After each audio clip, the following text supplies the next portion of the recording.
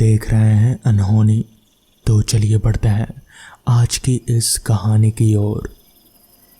राघव उस वक्त 9वीं क्लास में था जब यह घटना उसके साथ घटी थी। उसने आज तक इस घटना को किसी को भी बताने की हिम्मत नहीं की। इसके बारे में सिर्फ उसका दोस्त जानता है और जिस डर से वो दोनों गुजरे थे, कोई और होता तो पता नहीं क्या करता। राघव के पापा अखबार वाले थे।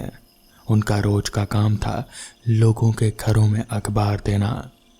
राघव को गाने का बड़ा शौक था। एक बार पतझड़ की छुट्टियां थी। राघव के पापा ने उसे कहा कि छुट्टियों में तुम मेरी जगह काम कर लिया करो। राघव ने भी पापा की बात मानकर काम शुरू कर दिया। राघव काम के बाद बहुत थक जाता था क्योंकि गांव से शहर बहुत दूर था, इसलिए जंगल की ओर से जाना पड़ता था। हर तरफ सूखी पत्तियां पड़ी रहती थीं। साइकिल के चक्के के नीचे आकर पत्तियां चड़मड़ाने की आवाज़ करती। राघव रोज बहुत सारे घरों में पेपर बांटता था, लेकिन जंगल के रास्ते में एक घर पड़ता था। राघव रोज वहाँ पेपर देने जाता था और वहाँ से चला जाता था। उसके पापा ने उसे उस घर पर रुकने के लिए मना किया था। बस पेपर दरवाजे पर रखो और वहाँ से सीधे चले जाओ। उसके पापा ने ऐसा ही कहा था, लेकिन राघव बहुत ही जिज्ञासुक था। उसने अपने दोस्त को उस घर के बारे में बताया। दोनों ने प्लान बनाया कि शाम को वो लोग वहाँ जाएंगे। हैलोवीन भी आने वाला था, इसलिए उन्होंने सोचा कि वहाँ पर अपने दोस्तों के साथ पार्टी करेंगे। राघव तो पूरी रात उस घर के बारे में ही सोचता रहा। अगर उन्हें वहाँ कोई खजाना मिल गया तो, अगर उनका सामना किसी भूत प्रेत से हो गया तो। इन्हीं सवालों के साथ राघव को अगली सुबह का इंतज़ार था। जैसे तैसे रात बीती और सुबह राघव पेपर बांटने गया। आज सबसे आखिर में वो उस घर की तरफ गया और दरवाजे पर पेपर रखकर वहीं छुप गया। थोड़ी देर बाद जब पेपर लेने कोई नहीं आया तो उसने जाने का फैसला किया, लेकिन जैसे ही वो जाने के लिए उठा तो दरवाज़ा थोड़ा सा खुला और अंदर से एक हाथ बाहर आया और पेपर उठा लिया।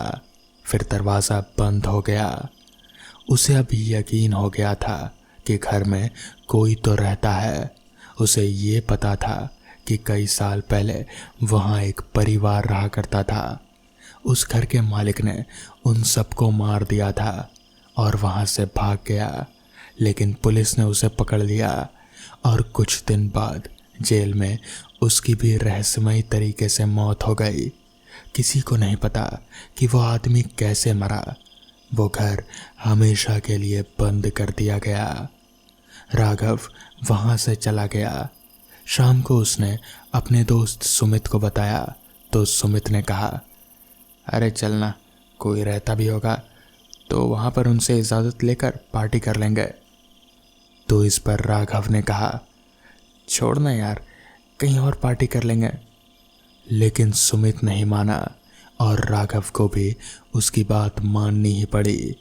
शाम को 4 बजे दोनों वहाँ उस घर में गए।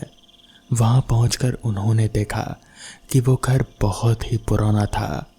बाहर से देखने में हॉरर फिल्मों का सेट लग रहा था। खिड़कियों पर लकड़ियां लगी हुई थी। कुछ खिड़कियां टूटी हुई थी। बहुत डरावना घर था। एक पल तो दोनों को लगा कि उल्टे पैर भाग जाएं, लेकिन पास में एक गाड़ी खड़ी हुई थी। थोड़ी गंदी थी, लेकिन नई सी लग रही थी। दोनों ने दरवाजे पर दस्तक दी, लेकिन दरवाज़ा नहीं खुला। कुछ देर बाद दोनों ने दरवाज़ा खुद ही खोल लिया। दरवाज़ा कमज़ोर था, इसलिए आसानी से खुल गया।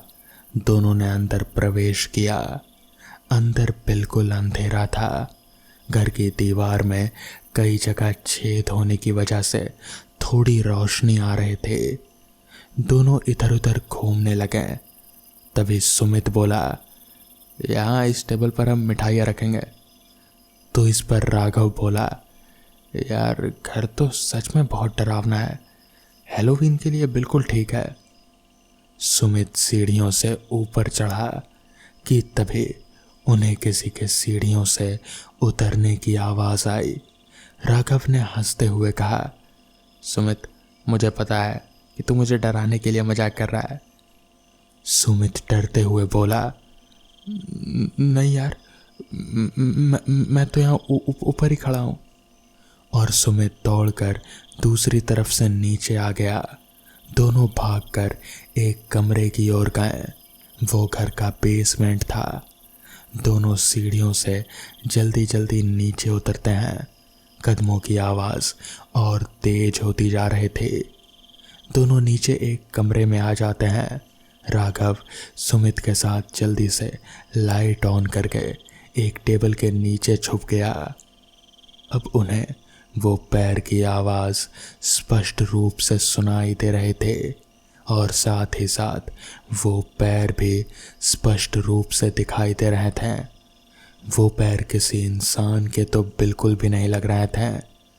वो पैर उनके पास आने ही वाले थे कि राघव ने अपनी आंख बंद की और भगवान का नाम लिया। सुमित का हाथ पकड़ के पूरी ताकत लगाकर बाहर निकलकर भागा। जब तक सीढ़ियाँ खत्म नहीं हो गईं तब तक राघव रुका नहीं। बाहर आकर राघव ने आंख खोली। उसके सामने सुमित था जो पसीने से नहा रहा था। सुमित ने कहा, तू पागल हो गया है क्या? जब तू बाहर निकल कर इतनी तेज भागा तो मेरी तो जान ही निकल गई यार। मुझे लगा कि तू भी उसके साथ मिला हुआ है और यहाँ मेरी बलि चढ़ाने लाया है। तो इस पर राघव बोला, अभी तो यहाँ से निकलते हैं, बाहर जाकर जो कर लाया कर लेना, बाहर जाकर बात होगी। दोनों ने सामने देखा तो दरवाज़ा बंद पड़ा था। दोनों ने उसे बहुत खोलने की कोशिश की लेकिन नहीं खुला। दोनों डरकर इधर उधर भागने लगे कि तभी उन दोनों को एहसास हुआ कि वो दोनों फिर से उसे कमरे की तरफ भाग रहे हैं। तभी सुमित बोला, यार मुझे लग रहा है कि हम उसी कमरे में जा रहे हैं। तो इस पर राघव बोला, अरे पागल, हम सच में उसी तरफ भाग रहे हैं। खुद तो मरेगा और मुझे भी साथ लेकर मरेगा। मेरा हाथ पकड़कर भागा जा रहा है। तभी सुमित ने कहा, अंधेरे में कुछ दिख नहीं रहा, वरना मैं जान बचाने के लिए भागा था। अब उसके सामने रोशनी थी। वो दोनों अब उसी कमरे में आ चुके थे लेकिन वहाँ कोई नहीं था। जब उन दोनों ने सामने देखा तो उनकी तो जान ही निकल गई। दीवारों पर हर जगह छोटी छोटी पन्नियों में इंसानी कटे हुए अंग रखे हुए थे। किसी का दिमाग, दिल, फेफड़े, कलीजा आदि हर पन्ने में तार से लटके हुए थे। और सामने उसी टेबल पर जिसके नीचे दोनों छुपे हुए थे उस पर एक लड़की की लाश रखी हुई थी। दोनों वहाँ से एक दूसरे को संभालते हुए बाहर आए और सीढ़ियों से ऊपर गए। अब वो पूरी तरह से फंस चुके थे। दोनों एक कमरे की ओर गए और दरवाज़ा बंद कर दिया। जितना सामान हो सकता था उस कमरे के सामने रख दिया और एक कुर्सी उठाकर खिड़की तोड़ दी कि तभी कोई ज़ोर ज़ोर से दरवाज़ा खटखटाने लगा। दोनों हड़बड़ाने लगे। वहाँ पर एक रस्सी रखी हुई थी। दोनों ने उसे खिड़की से नीचे फेंका। राघव ने पहले सुमित को नीचे उतरने के लिए कहा। सुमित ऐसा करना तो नहीं चाहता था लेकिन पहले वो उतर गया। तभी दरवाज़ा टूट गया और अंदर एक बूढ़ी औरत जिसकी आंखें पूरी सफ़ेद थी, बाल थोड़े से थे और सफ़ेद थे, चेहरे पर बहुत सारी झुर्रियाँ थी और उसने फटे पुराने कपड़े पहन रखे थे। मुंह में दांत नहीं थे लेकिन वो हंसते हुए अपने हाथ आगे करके राघव की ओर बढ़ी जा रहे थे। नीचे से सुमित चिल्लाए जा रहा था, राघव, राघव तू ठीक तो है ना? राघव ने उस समय अपना आपा नाक खोकर घबराने की बजाय तेजी से रस्सी पर चढ़ा और नीचे कूद गया। राघव जमीन पर बेहोश पड़ा था। सुमित उसे उठा रहा था। उसकी आंखें खुली तो दोनों बिना पूछे मुड़े वहां से भाग गए। उन्होंने पुलिस को बताया। पुलिस ने पूरे घर को छान मारा, लेकिन उन्हें कोई लाश नहीं मिली। उन्होंने उस घर को सील कर दिया। राघव के पापा ने उसे फिर कभी भी वहां नहीं भेजा और दोनों के घर में जो हंगामा हुआ उसके बाद तो कई दिनों तक दोनों मिले ही नहीं। लेकिन दोस्त हैं। अब तो दोस्ती और भी पक्की हो गए थे। आज तक दोनों भूल कर भी उस घर की तरफ नहीं गए। तो दोस्तों, ये थी आज की पहली कहानी। तो चलिए बढ़ते हैं आज की दूसरी कहानी की ओर। चाचा जल्दी सामान समेटिए, शाम होने वाली है, कहता हुआ मैं अपने जूते पॉलिश करने का सामान जल्दी जल्दी अपने बक्से में रखने लगा। उधर रमजान चाचा भी फुटपाथ पर बिछाकर बेचने के लिए रखे अपने कपड़ों को समेटना शुरू कर दिया। मैंने जैसे ही अपना बक्सा उठाया, एक ग्राहक आकर खड़ा हो गया मेरे सामने और बोला, जूते में पॉलिश करोगे क्या? नहीं साहब, अब दुकान हमने बंद कर दिया है। हमारे लिए वो बक्सा ही तो हमारी दुकान थी। अरे भाई, पैसे पहले ले लो। नहीं साहब, अब दुकान नहीं खुलेगी, आप कहीं और से करवा लीजिए। अरे यार, डबल पैसे ले लो ना, मुझे जल्दी है इसलिए कह रहा हूँ। कहते हुए उस आदमी ने अपने जूते उतारने शुरू कर दिए। साहब, मैं नहीं कर सकता अभी। अरे लखन बेटा, अब ये साहब इतनी जिद कर रहे हैं तो कर देना। रमजान चाचा ने मुझे समझाया। ठीक है चाचा, आप बोल रहे हैं तो कर देता हूँ। जल्दी जल्दी मैंने उस आदमी के जूते पॉलिश किए और फिर से अपना सामान समेटने लगा। मैंने गौर किया कि उस व्यक्ति को कुछ ज़्यादा ही जल्दबाजी थी। उसने मुझे 100 रुपए का नोट थमाया और एक सिगरेट सुलगा ली। साहब, इतने रुपए के छुट्टे नहीं है मेरे पास, आज ज़्यादा काम नहीं किया ना, कहता हुआ मैं खड़ा हो गया। बाकी तुम रख लो, कहता हुआ वो एक और चला गया। मैंने गौर किया कि उस शख्स ने काले रंग का कोट पहना हुआ था, एक बड़ी टोपी पहने हुए था वो। मैंने चलते हुए रमजान चाचा से भी बोला, चाचा, यह आपको कोई संदिग्ध आदमी नहीं लगता? किस बात पर? रमजान चाचा ने मेरी तरफ देखते हुए कहा, छोड़िए। फिर इधर उधर की बातें होती रही। मैं और रमजान चाचा साइकिल में चलते रहे। रमजान चाचा और मैं एक ही गांव के थे और शहर के स्टेशन स्थित प्लेटफॉर्म में अपनी अपनी आजीविका के लिए काम किया करते थे। मैं जूतों में पॉलिश लगाने का काम करता था तो रमजान चाचा ज़मीन पर एक चादर बिछाकर बच्चों और महिलाओं के लिए कपड़े बेचते थे। हम लोग एक ही साइकिल से रोज़ाना सुबह सवेरे ही निकल जाते हैं और अंधेरा होने से पहले वापस लौट जाते थे। जाति और बिरादरी के अलग होने के बावजूद भी हम में पिता और बेटे के जैसा संबंध था। उस आदमी के चलते आज शाम हो गई थी। रमजान चाचा साइकिल चला रहे थे और मैं उनके साथ आगे बैठा हुआ था।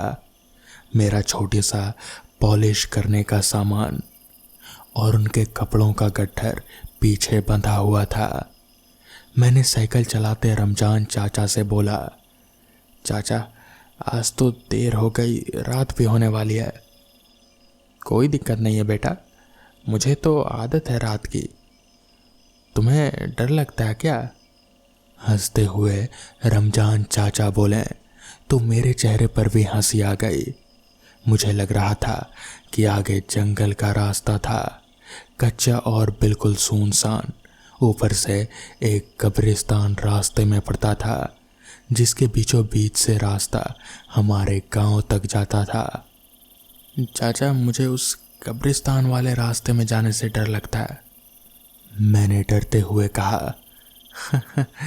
रमजान चाचा हंस पड़े और फिर बोले, बेटा मैं हूं ना, मुझे भूतों पिशाचों से डर नहीं लगता, मुझे तो तंत्र मंत्र भी आता है, तुम चिंता मत करो।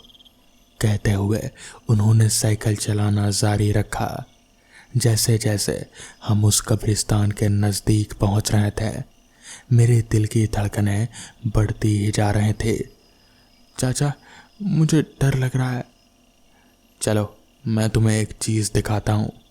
कहते हुए उन्होंने कब्रिस्तान जाने वाले रास्ते की ओर साइकिल मोड़ ली। मेरा दिमाग उसी कब्रिस्तान के भूत और चुड़ैल पर लगा हुआ था, जो मैं बचपन से सुनता आ रहा था।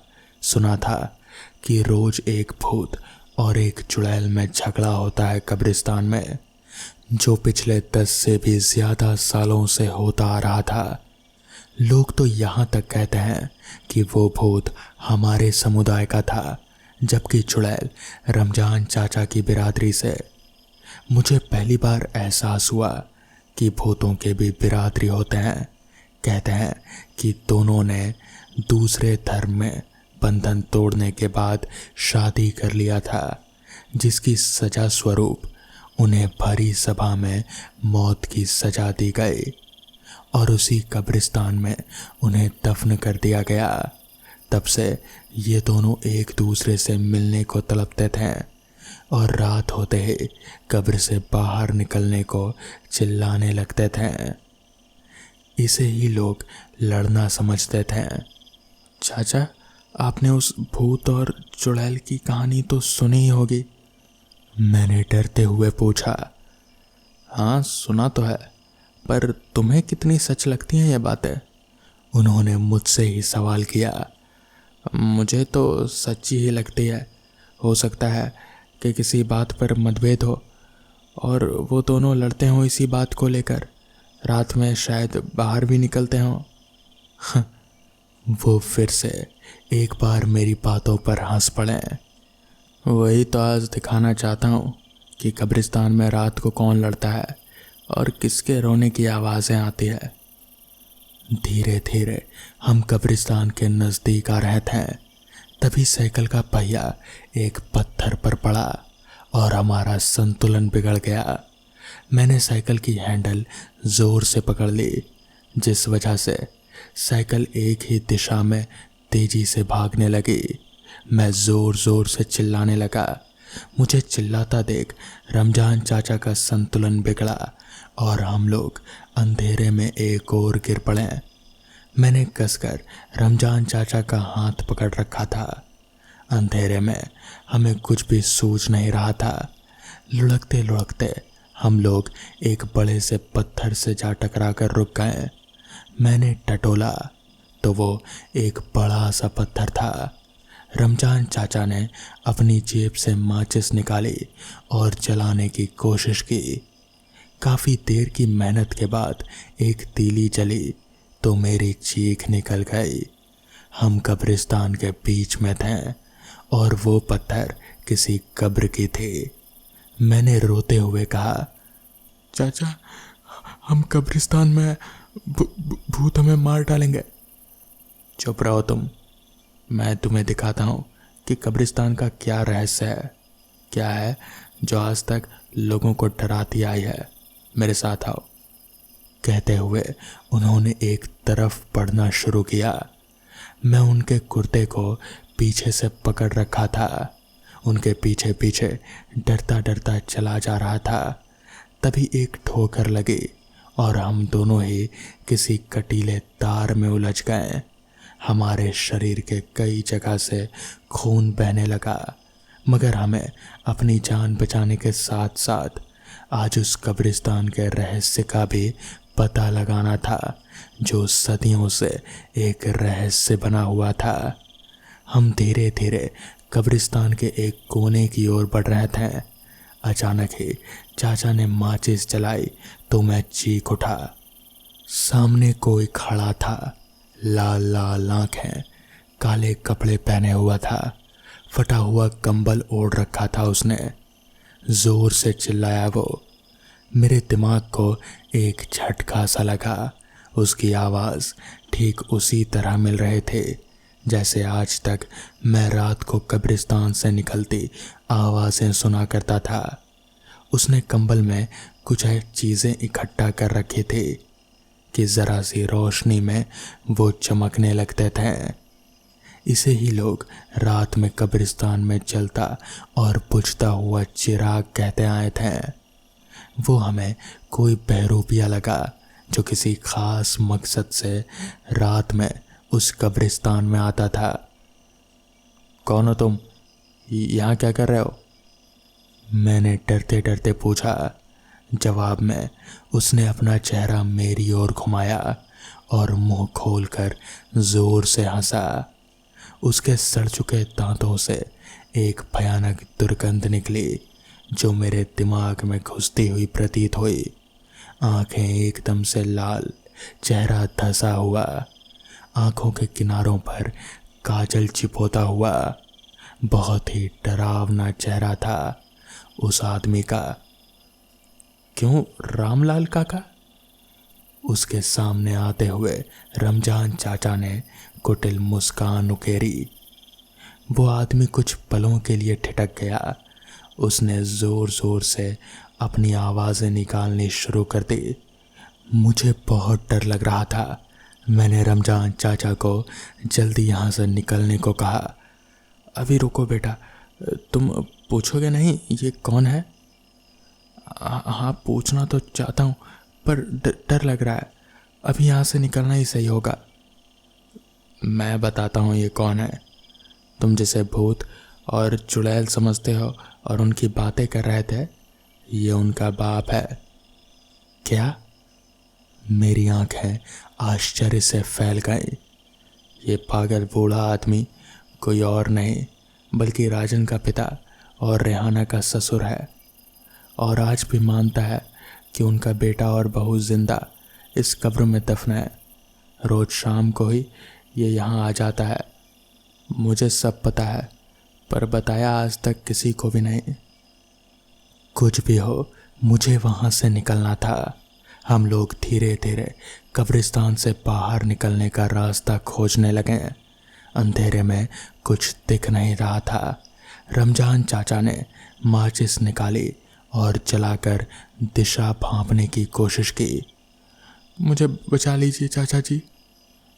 कि तभी किसी औरत की आवाज़ गूंजने लगी। सामने अपनी छत विछत चेहरा लिए रेहाना हाथ जोड़े खड़ी थी। चेहरे के नाम पर एक आंख बाहर निकलकर लटकी हुई, टूटी और मुड़ी हुई ठुड्डी, आधे टूटे हुए और बाहर निकले दांत, कुल मिलाकर डरावना और भयानक चेहरा था रेहाना का। इतना डरावना चेहरा देख मेरी चीख निकल गई। मैं अंधेरे में ही भागने लगा। मुझे रोकते हुए रमजान चाचा भी मेरे पीछे आने लगे। रुक जाओ, एक कड़क आवाज़ ने मुझे पीछे देखने को मजबूर कर दिया। सामने कोई और ही खड़ा था रेहाना के अलावा। वो कोई और नहीं बल्कि राजन था, जिसे रेहाना के बगल में ही दफन कर दिया गया था। सर और धड़ अलग थे, पूरा शरीर खून से तरबतर था। उसने अचानक से मेरा हाथ पकड़ लिया और बोला, कहाँ जा रहे हो लखन मेरे भाई?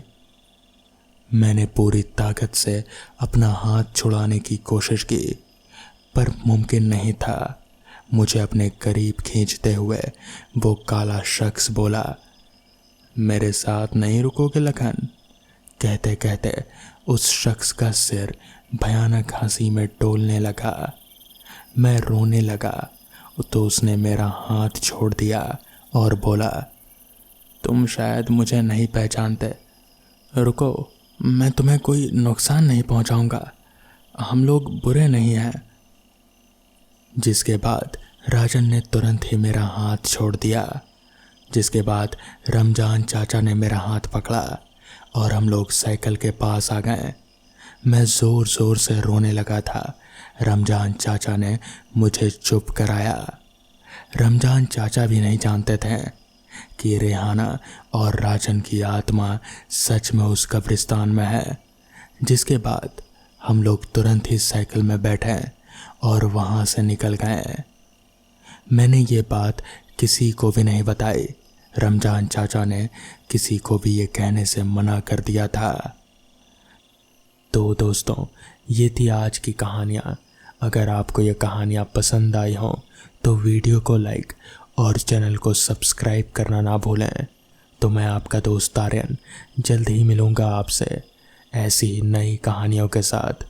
तब तक के लिए अपना ख्याल रखें।